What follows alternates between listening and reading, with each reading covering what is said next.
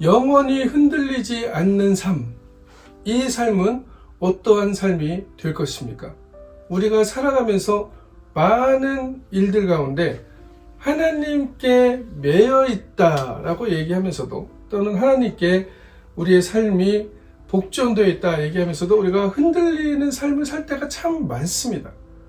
어쩌면 완벽하지 않은 인간이기 때문에 그 흔들리지 않는 삶을 살기를 원하면서도 그 삶이 안 된다는 것을 인정할 수밖에 없는, 그것이 바로 우리의 죄성에 대한 고백일 수도 있는 것이고, 그 죄성에 대한 고백을 통하여서 하나님의 은혜밖에 우리가 흔들리지 않을 수가 없구나, 우리가 주님께 매여 있을 때만이 나의 창조의 근원이시고, 나의 힘의 근원이시고, 나의 에너지의 근원이시고, 나의 모든 것의 시작이 되시는 그 하나님께 연결되어 있을 때만이 우리는 흔들리지 않는 삶을 살 수 있구나라고 발견하는 것이 바로 하나님의 은혜를 발견하는 것이고, 그 은혜를 통하여서 우리가 그리스도의 은혜를 발견하고 하나님께 담대히 나아갈 수 있는 놀라운 권세를 얻었다는 것을 성서는 이야기하고 있습니다.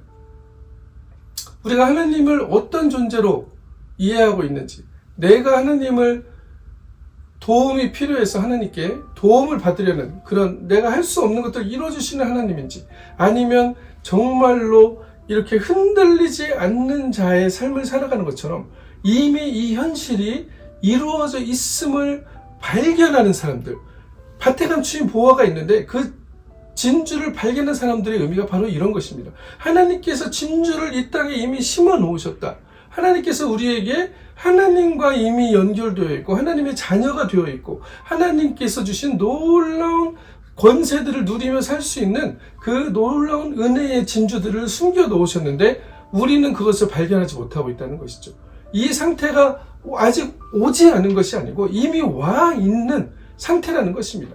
과거부터 현재부터 미래까지 이 모든 것이 하나님이 만들어 놓으신 이 창조의 섭리 가운데 온 우주를 섭리하시고 우리의 머리털까지 세심받으시고 나의 세포 구석구석까지도 발견하시고 함께 계시는 그 하나님, 우리의 호흡이 되시는 그 하나님이 우리에게 이미 이런 놀라운 하나님이 함께 하시면서 드러나는 이 놀라운 하나님의 능력들과 하나님의 역사들과 하나님의 복들을 우리에게 준비해 놓으셨다. 단지 감추어져 있을 뿐이다. 왜 감추어져 있습니까? 그러면 그 상태는 이미 주어져 있는 상태라는 것을 이야기하고 있습니다. 이것을 발견한 자들에게 하나님은 흔들리지 않는 삶, 하나님과 나의 가지가 연결되어 있구나, 이거를 연결되어 있는데 모르는 거예요. 하나님께 붙어 있으라고 하니까 떨어졌다 붙었다 한다라고 생각하는데 그렇지 않습니다. 하나님께서는 우리에게 이미 그리스도를 통하여서 약속하셨습니다. 너희의 모든 죄들을 사하고 너희의 모든 죄들을 하나님께서 가리우고 너희들을 기쁘게 내 자녀로 받겠다. 나의 자녀로서의 신의 성품에 참여하는 자들로 동등하게 살아갈 수 있게 하겠다라고 하나님께서 약속의 말씀을 주셨고, 그것은 내가 죽어서 가는 저 천국에서만이 아니고 이 삶에서도 승리의 삶을 주시겠다. 하나님의 복을 발견하고 살아가는 놀라운 승리를 주시겠다라고 말씀하는 것입니다. 이 하나님의 복은 우리가 생각하는 그냥 물질 세계에 나타내는 이 물질의 풍요와는 전혀 다른 복이라는 것을 발견해야 합니다. 그것을 동일시시키니까 문제가 되는 거예요. 돈을 많이 벌면 하나님께 복을 받는 것처럼 당연히 하나님의 이 축복이 흘러드는 사람에게는 물질의 풍요는 당연히 있는 것입니다. 없는 게 아니에요. 그렇다고 없다고 해서 하나님의 복이 없는 사람이라고 얘기할 수도 없는 것이죠. 그럼에도 불구하고 하나님은 하나님께서 살아가는 자녀들에게 놀라운 하나님의 함께하심들을 보여주시는데, 그 중에 하나가 당연히 하나님께서 원하시고자 하는 곳에, 하나님께서 쓰시고자 하는 때에 우리에게 물질적인 것들도 드러나게 하셔서 그 물질들을 통해서 우리가 다른 사람들에게 나눠주고 흘려보내며 또 하나님이 원하시는 곳에 사용하며 그것을 통하여서 하나님의 나라를 이루어가길 원하신다는 것입니다. 이것을 할 수 있는 사람이 바로 하나님께 매여 있음을 발견한 사람들인 것이죠. 죽을 때까지 돈만 벌다가 살다가 죽는 사람도 많습니다. 죽을 때까지 돈을 벌어서 남들 앞에 다른 사람들 앞에 내가 돈이 좀 많아라고 뻐겼었는데 어느 순간에 그 많은 돈들을 어디로 갑니까? 병원으로 가든지. 이런 일들이 왜 일어납니까? 목적이 그것이 되어버렸기 때문이에요. 그것은 물질에만 한정된 것입니다. 하나님은 이 물질에만 한정된 복을 얘기하는 것입니다. 네가 하나님과 연결되어 있음을, 내가 너를 창조하였고 너를 사랑하고 있다는 것을 발견할 수 있는 그 존재가 되어라 라고 말씀하는 것이 바로 하나님께서 말씀하는 진정한 복입니다. 다윗이 왜 오늘 여호와의 궁전에 거하는 여호와의 장막에 머무를 자가 누구오며 주의 성산에 사는 자가 누구입니까? 라고 하나님께 질문을 던집니까? 다윗은 시편 84편 10절에서도 똑같은 고백을 합니다. 주의 궁정의 한날이 다른 곳에 첫날보다 나은즉 악인의 장막에 거함보다 내 하나님 문지기로 있는 것이 좋사오니 주의 성전에서 보내는 하루가 다른 곳에서 보내는 첫날을 지내는 것보다 낫습니다. 그러므로 내가 악인들의 집에 사는 것보다 하나님의 집에 문지기로 있는 것이 더 좋습니다. 라고 다윗은 고백합니다. 이건 무슨 고백이에요? 다윗이 그럼 궁궐보다 하나님의 전에서 문지기가 더 좋다는 말이 그러면 문지기로 나는 다 버리고 살겠습니다. 라고 하는 그 삶의 전환을 얘기하는 게 아닙니다. 그는 왕이기 때문에 궁궐에 살았어야 돼요.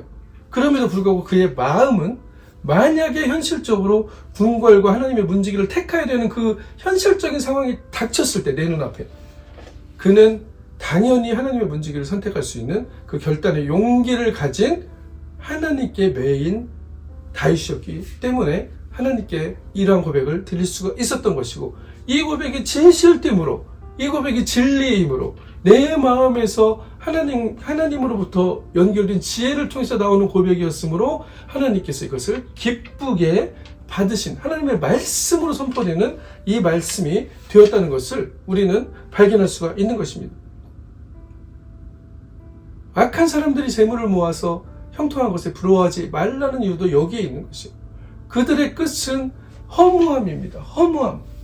아무리 많이 가지고 있어도 가져갈 수 없는 것들을 나를 위해서 움켜쥐고 다른 사람들을 부리기 위해서 사용하고 내가 원하는 것을 이루기 위해서 하나님이 원하는 것, 정말 하나님이 이 세상에 무엇을 원하는지를 우리가 고민하며 기도하며 지혜를 구하며 그것들을 이뤄가기 위해서 살아가야 되는데 마치 이것이 내 것인 양 살아가는 그것이 바로 이 물질 세계에 한정되어진 사람들의 특징입니다. 그리고 그것을 가지고 마치 뭐가 된 것처럼 뻐기기 시작하는 거죠. 하나님께서 그것을 풀어버리면 한 번에 날아가 버릴 것들을 마치 그것이 나의 모든 것인 양 살아가고 있는 것이 바로 인간의 모습입니다. 이러한 모습들을 통해서 그들의 끝은 바람에 나는 겨와 같이 허무함으로 끝난다는 것을 말씀하고 있습니다. 그러나 하나님께 매인 자들이 가지고 있는 그 놀라운 영혼 육의 축복, 그렇죠. 영적인, 혼적인, 육적인 이 모든 것들에 하나님께서 주시는 놀라운 함께 하신 그 역동적인 하나님의 성령의 운행하심이 들어있다는 것을 말씀하고 있습니다. 그럴 때 이 물질적인 세계는 우리의 하나님께서 주신 그 놀라운 비전들을 이루기 위한 방편으로 쓰여지는 것이에요. 수단으로 쓰여지는 것입니다. 돈은 그냥 수단일 뿐이에요. 목적이 아닙니다. 그 부분을 우리가 정확하게 구분하지 못하면 이 만몬에게 경배하면서 살아가는 그런 일들이 일어나는 것입니다. 마치 하나님 믿는 사람들은 가난하게 살아야 되는 것처럼 하나님만 믿는 사람들이 가난하게 사는 게 아닙니다. 마음이 가난하라고 그랬지. 그러면 하나님께서 주시는 그 복에 연결될 수 있도록 우리가 먼저 변화해야 한다. 어떠한 변화가 되어야 되냐? 하나님께서 말씀하시는 이 말씀, 주의 장막에 머무를 자 누구며 주의 성산에 사는 자 누구입니까? 무엇이라고 얘기합니까? 정직하게 행하며 공의를 실천하며 그 마음에 진실을 말하며 라고 이야기하고 있습니다. 정직은 뭐가 정직이에요? 내가 사람들한테 있는 그대로의 팩트를 얘기하는 게 정직이라고 이해하실 수 있습니다. 한 부분으로는 맞습니다. 그러나 성서에서 이야기하는 정직은 무엇입니까? 하나님 앞에서 나를 그대로 고백할 수 있는 사람입니다. 나를 발견할 수 있는 사람. 지금 이 나의 자아, 나만을 위해 살려가는 이 내 안에서 내 주인이 된 이 자아, 하나님으로부터 떨어져 나오려고 하고 하나님으로부터 멀어지려고 하고 하나님을 마치 섬기는 것처럼 하지만 그 하나님을 도구로 이용하려고 하는 그 자아로부터 탈출한 사람들, 그 탈출한 사람들을 정직하다고 얘기하는 것입니다. 이 정직에 대한 부분, 우리가 깊이 생각해 봐야 될 부분입니다. 도덕적인 정직의 차원을 얘기하는 것이 아니라는 것이죠. 그것은 부수적으로 따라오는 것이에요. 당연히 하나님 앞에 정직한 사람들이 도덕적으로 하나님 앞에 정직한 만큼 다른 사람에게도 비슷한 정직함을 드러내겠죠. 똑같은 정직함을 드러낼 것입니다. 우리가 말하는 정직과 성서에서 얘기하는 정직, 하나님 앞에 정직함, 여호와 앞에 성결이라고 써붙였던 것처럼 그것이 여호와 앞에 구분됨이라는 것이 내가 어떤 행위를 통해서 구분됨이 아니었다는 것. 여호와 앞에 성결이라는 것은 하나님께서 원하시는 애통하는 마음과 애통하는 제사를 드릴 때 내가 정말 하나님께 벗어날 수 없는 죄인이라는 것을 알고 내가 할 수 없는 일을 그리스도께서 대속하셨다는 것. 대속물로 어린 양으로서 죽어주셨기 때문에 그리스도를 번제로 드렸을 때 하나님께서 기뻐 받으시고 지금도 그 번제 제물이 타고 있는 거잖아요. 예수 그리스도께서 우리 미래의 죄까지 속해 놓으셨기 때문에 우리는 그 미래의 죄에서도 하나님께 담대히 나갈 수 있는 은혜를 얻었다는 것입니다. 이것을 정직하다고 얘기하는 것이에요. 주님, 저는 그러한 존재입니다. 자꾸 하나님으로부터 멀어지려고 하는 존재입니다. 자꾸 하나님으로부터 내 안에서는 하나님을 믿는다고 하고 하나님을 사랑한다고 하면서도 가끔씩은 견눈질하는 그런 존재입니다 라고 고백하는 그것이 바로 하나님이 말씀하시는 정직의 시작이라는 것을 이야기하고 있습니다. 나 자신에게 정직하지 못한데 나를 나로 제대로 보지 못하는데 어떻게 다른 사람에게 정직할 수 있으며 어떻게 하나님 앞에 정직할 수가 있습니까? 우리에게 이 눈이 뜨여져야 됩니다. 밭에 감춘 보화를 발견할 수 있는 이 눈, 하나님의 은혜를 발견할 수 있는 이 눈, 내가 하나님과 연결되어 있고 하나님의 은혜가 지금도 햇빛과 같이 쏟아져 부어져 내려오고 있고 공기와 같이 충만한데 마치 하나님은 나와 함께하지 않는다라고 생각하는 이 잘못된 뒤틀린 지혜와 이성, 이것으로부터 벗어나는 것이 바로 하나님으로 돌아가는 길임을, 회개의 길임을 말하고 있습니다. 이것이 바로 정직한 거예요. 이것이 바로 정직한 겁니다. 하나님 앞에 정직이라는 건 내가 이러한 존재이라는 것, 내가 하나님 없이는 살아갈 수 없는 존재였다는 것, 내가 가지였는데 가지가 나무에 붙어있지 않고 살려고 하는 일들을 하고 있었다는 것을 고백하는 것이 바로 정직입니다. 그리고 그 고백을 가지고 하나님께서 주신 삶을 어떻게든 그 방향으로 가보려고 살아가는 삶, 기도하며 지혜를 구하며 우리의 삶을 그 방향에 맞추어서 살려고 하는, 그 방향에 달려가려고 하는 그것이 바로 공의를 신천하는 것이라는 것을 말하고 있습니다. 우리가 하나님의 진리를 말하고 말씀의 진리를 말하면 이 말은 능력이 있습니다. 이 말은 존재를 깨트립니다. 다른 존재들을 깨트립니다. 사람뿐만 아니에요. 모든 존재들을 흔들 수 있는 능력이 바로 이 우리의 마음의 깊은 곳에서 우러나오는 하나님의 말씀과 능력과 힘과 연합된 이 고백들, 진실한 고백, 진실에 가까울수록 하나님께 가까울수록 진실한 거잖아요. 그렇죠? 하나님께 멀어질수록 진실하지 않은 겁니다. 진실의 척도가 이거예요. 팩트 가지고 얘기해야 된다. 그 팩트 안에 얼마나 많은 거짓들이 숨겨져 있는지 아시지 않습니까? 팩트라고 속여서 그걸 팩트로 만들지 않습니다. 진정한 팩트는 우리가 하나님과 얼마나 가까이 있는가. 하나님과 가까이 있다는 것은 무엇이에요? 하나님과 연결되어 있음을 발견하는 것이에요. 하나님과 연결되어 있음을 발견하는 그 상태를 발견하는 것. 이미 주어진 이 놀라운 축복의 상태를 발견하는 것. 이것이 바로 정직한 것. 하나님의 거할 자, 하나님의 집에 거할 자, 주의 성산에 사는 자가 바로 이런 사람들이라고 다윗은 얘기하고 있습니다. 입술로 다른 사람들을 비방하지 않습니다. 혀로 남을 허물하지 않고 그 이웃에게 악을 행하지 않으며, 악을 행한다는 게 뭐예요? 하나님께서 원하시는 그 사랑의 마음으로 이웃을 그대로 사랑하지 못하는 것을 얘기합니다. 그렇기 때문에 저를 비방하고 내 마음에 들지, 나잖아요, 중심이. 내 마음에 안 드는 거예요. 내 마음에 들지 않으니까 다른 사람을 허물하고 그 사람을 비방하는 것입니다. 이것을 성서가 악이다 라고 얘기하고 있는 것이죠. 그 이웃에게 악을 행하지 아니하면, 그 사람을 해코지하고 그 사람을 나쁘게 하려고 하고 이런 것만을 악이라고 생각하지 마시고, 우리가 비방하는 것부터가 악한 일이라는 것을 우리는 기억해야 하는 것입니다. 우리 입술의 고백이 남을 비방하게 되고 남을 허물하게 될 때 결국 나는 깨끗하다는 얘기를 하는 거거든요. 나는 옳고 너는 틀려라는 얘기를 하는 겁니다. 그것의 판단은 하나님께서 가지고 계시고, 우리는 죄인된 자들로서, 많이 탕감받은 자들로서 그 사람들을 또한 우리도 용납해야 되는 그러한 하나님의 사랑의 마음을 발견해야 하는 것입니다. 하나님의 영만이 이것을 할 수 있어요. 인간이 가진 이성과 지식과 경험으로는 이것을 할 수가 없습니다. 우리의 오감들은 항상 그것을 분리해내려고 합니다. 이것이 맞아, 이것이 틀려, 이것은 맞는 거야, 이것은 틀린 거야. 이것을 우리가 하려고 한다는 것이죠. 목사님, 그러면 하지 말까요? 아무것도 안 하고 어떻게 삽니까?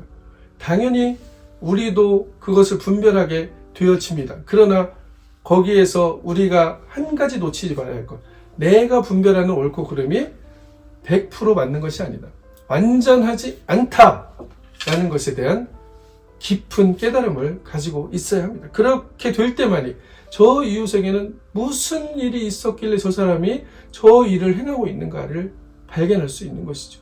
그러면서 그 사람의 삶을 돌아보고 뒤돌아보고 그 사람의 삶을 들여다보면서 같이 기도해 줄 수 있는 그런 마음들이 생기는 건데, 그냥 안 빠지면 그냥 무조건 정죄로 가잖아요. 그렇죠?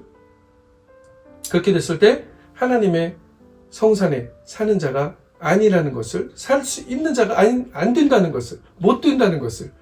왜 못 돼요?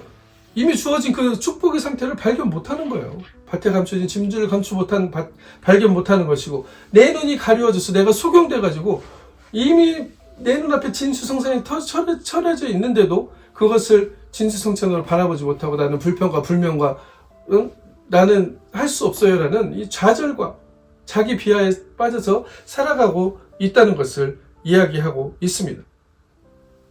결국 이런 사람들은 사단에게 기회를 내어주고 자신도 축복받을 수 있는 기회를 막아버리는 것이죠. 왜 그러냐면 하나님의 뜻대로 행하는 자들에게 하나님께서는 구하는 모든 것을 주시겠다라고 말씀하셨습니다. 중요한 거예요.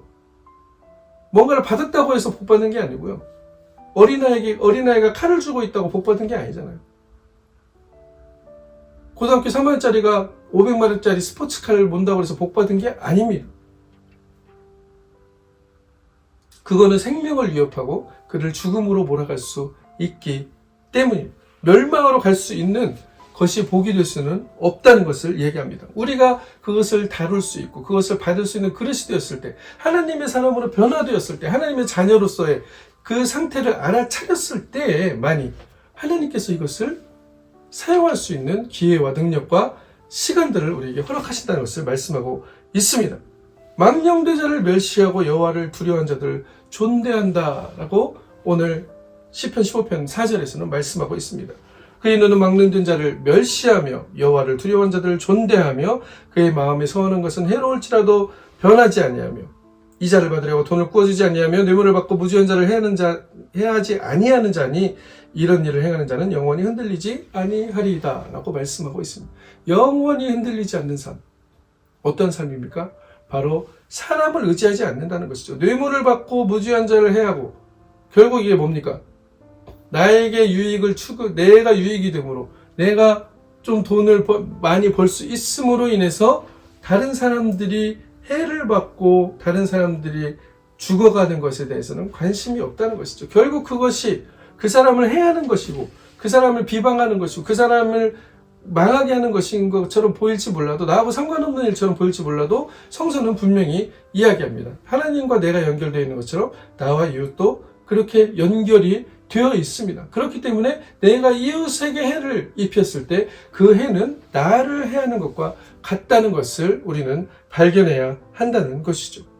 이 사실을, 이 진실된 현실, 리얼 오브 리얼리티를 발견하지 못하면 결국 나만 잘 살면 되는 거예요. 나만. 그러다 보면 다른 사람들은 죽든 말든 상관이 없는데, 그러다 보니까 결국 어떻게 돼요? 다른 사람은 다 죽고 나만 남게 되는 그런 결과가 됩니다. 그럼 나도 결국 어떻게 돼요? 죽게 되는 길로 가게 되는 것이죠. 모두가 멸망하는 길이 바로 이러한 길입니다. 지옥을 묘사한 한 그림이 있었어요. 모든 사람들이 진수성찬을 놓고 엄청나게 아름다운 곳에 앉아 있습니다. 그리고 모든 사람들이 자기의 손보다, 팔뚝보다 더 긴 젓가락을 들고 음식을 먹으려고 준비하고 있습니다. 그들이 음식을 먹기 시작할 때 음식을 먹을 수 없는 상황에 이르죠. 왜냐하면 너무 길어가지고 이걸 할 수가 없어요. 능력과 재능과 모든 것들을 가지고 있지만 결국 나만 먹으려다가 결국은 하나도 먹지 못하고 멸망하는, 그것이 바로 지옥의 그림이었습니다. 반대로 천국의 그림이 또 하나 있어요. 똑같은 장면. 팔뚝만한 젓가락을 가지고 진수성찬이 차려져 있습니다. 거기에 서로 그 음식을 반대편에게 주니까 그 반대편에게 주는 음식들은 서로에게 먹여주면서 서로 화평하고 평화하며 서로가 승리할 수 있는 그 길들을, 그 장면을 만들어내는 것을 봤습니다. 이것을 천국이라고 그 그림은 묘사하고 있었던 것이죠. 겉으로는 우리가 사람을 위하는 척, 하나님을 위하는 척, 예배드리러 오는 척 할 수가 있습니다. 그러나 우리의 가장 깊은 곳에는 무엇이 있습니까? 내가 여기 안 오면 벌 받을까봐, 내가 여기 안 오면 내 사업이 안 될까봐, 내가 여기 안 오면 어떻게 될까봐, 하나님을 사랑하는 마음 이전에 이미 하나님과 조건부 관계를 맺고 있다는 것을 이야기하고 있습니다. 이 조건부 관계를 하나님께서 원하시는 것이 아닙니다. 이것은 하나님을 이용하는 것이라고 어거스틴도 얘기하고 있죠. 우띠와 프로이를 얘기하면서 하나님을 이용하는 거, 하나님을 기뻐하는 거, 내가 정말 사랑하는 사람들은 그냥 저 사람에게 어떤 조건이 없이 그냥 사랑할 수 있는 것입니다. 하나님을 두려워하는 자들을 존대한다. 하나님을 두려워한다는 게 무슨 말입니까? 내가 하나님께 벌 받을까봐 나와서 두려워, 벌벌 떠는 것을 두려움이라고 얘기합니까? 그렇지 않습니다. 하나님을 두려워한다는 것은 내가 하나님으로부터 멀어질까봐, 이 하나님과 연결된 이 깊은 그 생명의 연결선들이 이미 연결되어 있는데 내가 이것들을 발견하지 못하고 다시 내 눈이 어두워질까봐, 내가 밭에 감춘 이 보화들을 정말 귀하게 여기지 못할까봐 두려워하는 그 두려움, 하나님을 최고의 존재로서 존중해드리는 것을 바로 두려움이라고 성서는 이야기하고 있는 것이죠. 두려움은 그 두려움이 아니에요. 우리가 얘기하는 이렇게 겁박해가지고 안 하면 죽어 라는 두려움과 다른 두려움을 성서는 의미하고 있습니다. 그 하나님의 놀라운 존재 앞에 우리는 떨림으로, 정말 온몸이 떨림으로, 이 떨림에는 어떤 떨림이 있습니까? 기쁨과 감사와 사랑과 그 놀라움의 떨림들이 있는 거죠. 놀라움의 떨림. 그 놀라움이 경이로움이 되고 그것을 두려움이라고 얘기할 수 있는 것입니다. 그래서 우리가 하나님께 약속한 서원들을 해로울지라도 변하지 않고, 내가 당장 해롭게 보일지라도 그것을 변하지 않고 하나님께 드림으로 인해서 하나님께서 모든 것을 이루신다. 하나님께서 모든 것을 주관하신다. 내가 하나님과 연결되어 있고 하나님으로부터 오는 공급하시는 모든 힘으로 살아간다는 것을 고백하는 그러한 서원에 또 이루는 자들이 된다는 것입니다. 이들은 이자를 받으려고 돈을 구워주지 않습니다. 이들은 뇌물을 받고 무고한 자를 해하지 않습니다. 왜요? 내가 이웃에게 행하는 해함은 결국 나를 해하는 것이 되기 때문입니다. 우리 자아는 궁극적으로 나 자신의 유익만을 위해 살아가는데 이것을 아주 잘 포장해서 마치 진실한 것처럼 보여지려고 합니다. 사람들에게는 그것을 보여줄 수 있어요. 그렇게 보이고 살아갑니다. 우리 모두가 그렇게 한 커플, 두 커플, 세 커플 가면을 쓰고 살아가잖아요. 그러나 하나님 앞에는 이 가면은 없습니다. 하나님께서는 마음을 감찰하시고 우리의 깊은 것을 통달하시고 우리의 모든 심령과 골수를 쪼개는 하나님의 말씀으로 우리의 존재를 흔들어 버리시기 때문입니다. 그때 우리는 깨어날 수 있는 거예요. 그때 우리는 진리의 말씀으로 깨어나고 그리스도가 우리의 구원자시구나. 하나님만이 나의 힘과 능력이 되시는구나. 하나님만이 우주의 온 창조주가 되시는구나. 하나님이 모든 일을 합력해서 선을 이루시는구나 라고 고백하고 알아차리는 사람들이 된다는 것입니다. 이 상태를 발견하는 그 축복의 사람들이 바로 하나님의 거룩한 성산에 거하고 하나님의 전에 살아갈 수 있는 사람들이라는 것을 말씀하고 있습니다. 마태복음 7장 12절에 그래서 예수님께서는 말씀합니다. 무엇이든지 남에게 대접받고자 하는 대로 너희도 남을 대접하라. 이것이 율법이요 선지자니라. 나와 이웃이 연결되어 있다는 것을 얘기하는 것입니다. 내 편에서 그렇게 해서 잘 된다는 얘기일 수도 있겠지만 궁극적으로는 나와 이웃이 연결되어 있기 때문에 이웃을 대접하는 것이 곧 너를 대접하는 것이다. 이웃을 대접하는 것이 곧 천사를 대접하는 것이다. 이웃을 대접하는 것이 곧 하나님께 영광을 돌리는 것이다 라고 얘기하는 것입니다. 이 마음으로 살아가면 전쟁은 없을 것입니다. 이 마음으로 살아가면 이웃을 해하는 일은 없을 것입니다. 이 마음으로 살아가면 어떻게든 이자를 더 받으려고 하는 그런 마음들은 사라지게 되는 것이겠죠. 하나님의 나라는 이러한 사람들의 것입니다. 하나님의 놀라우신 예배하신 복들은 이미 여기에 주어져 있습니다. 하나님의 승리도 이미 주어져 있습니다. 이 승리를, 이 놀라운 하나님의 약속의 복들을 우리가 쟁취함으로써 천국은 침노한 자들의 것이라고 하는데 이렇게 쟁취하는 것이에요. 이웃의 것을 해서 쟁취하는 것이 아니라는 것입니다. 성서를 잘못 이해해가지고 자기가 더 기도해가지고 저 사람 걸 뺏어오려고 하는 사람들이 얼마나 많습니까? 그거를 얘기하는 게 아니에요. 이 감추어져 있는 이 놀라운 상태, 어느 것에도 부족함이 없는 상태, 누가 가져도 다 가질 수 있는 이 상태를 내가 발견하고 내가 알아차리게 하소서. 그리고 이 복 가운데 서로 하나님의 놀라운 풍성함으로 서로를 우리가 용납하고 서로 사랑하며 살아가게 하소서. 이것이 바로 하나님께 주시는 하나님 나라의 축복임을 기억하시기 바라고, 여러분들에게 한 주간도 이러한 승리와 이러한 축복들이 여러분들에게 드러나시기를, 하나님께서 앞서가서 여러분들의 앞에서 싸우시고 여러분들에게 승리를 주십니다. 우리가 이렇게 살아갈 때 문제를 해결하려고 노력할 필요가 없다는 것이 아니고요. 이 문제들 앞에서 하나님께 온전히 연결되어 있음을 발견하고 하나님과 깊은 예배의 자리로 나아갈 때, 기도의 자리로 나아갈 때, 찬양의 자리로 나아갈 때, 그리고 우리가 발을 세상에 내디어서 그 문제 앞으로 달려갈 때 그 문제는 순식간에 사라져버리고 하나님께서 그 앞서가서 그 모든 문제들, 전쟁들을 이기시고 우리는 그것들을 승리를 쟁취하게 된다는 것을 말씀하고 있습니다. 이 승리의 복들을 받아 누리시고 이 놀라운 기적의 복들이 여러분들의 삶에 또 드러나시기를, 여러분들이 알아차리고 그것들을 받아 누리는 귀한 믿음의 그릇들이 되시기를 그리스도 이름으로 간절히 축원합니다. 아멘.